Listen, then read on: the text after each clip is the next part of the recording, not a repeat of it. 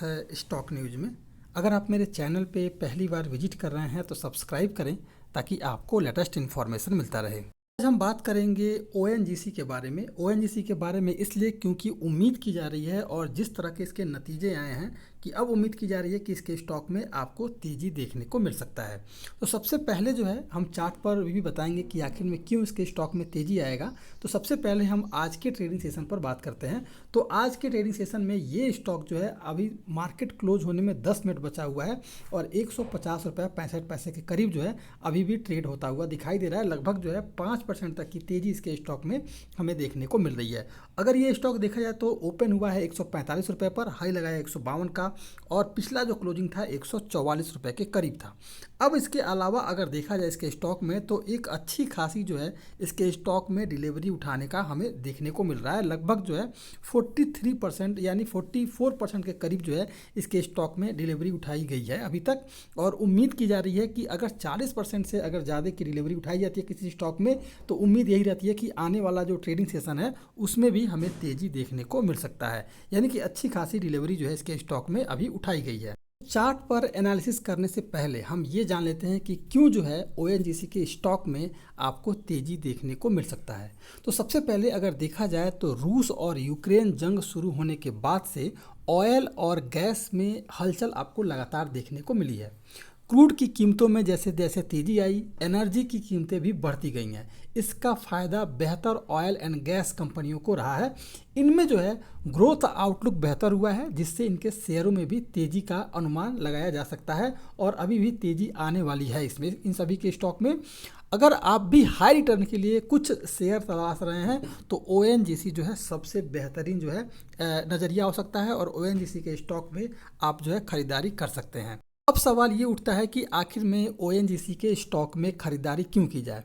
तो ओएनजीसी का अनुमान है, अनुमान से 8% के करीब जो है कमज़ोर इसका जो है इस बार का क्वार्टरली रिजल्ट रहा है।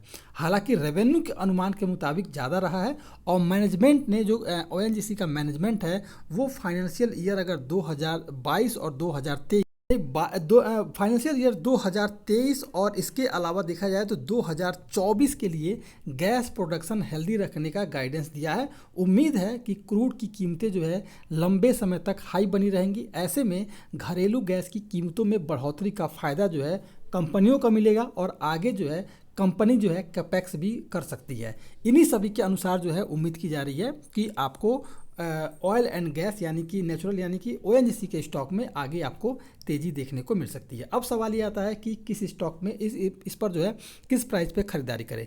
देखिए अभी जो स्टॉक है लगभग 152 रुपये के करीब ट्रेड करता हुआ दिखाई दे रहा है और करंट प्राइस पर भी इस स्टॉक में खरीदारी की जा सकती है। टारगेट जो है लगभग 190 रुपये का 185 से 190 का रखा जा सकता है इसके स्टॉक में और 185 से 190 का टारगेट आपको जल्द भी अचीव होता हुआ दिखाई दे सकता है।